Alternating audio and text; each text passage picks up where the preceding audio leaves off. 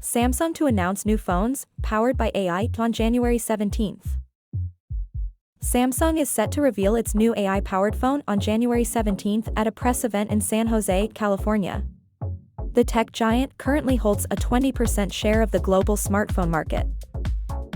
Samsung's latest devices promise an all-new mobile experience powered by AI. The specifics of this technology remain undisclosed, but recent announcements in the field offer some insight. The company has traditionally used Qualcomm chips in its US smartphones.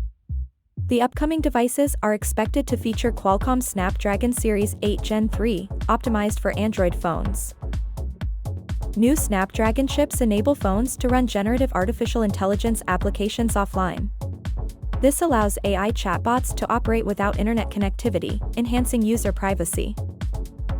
Qualcomm's chips can also generate images from text descriptions. Similar to Google's Tensor G3 chip, users can type a specific phrase, and the device will create a corresponding image.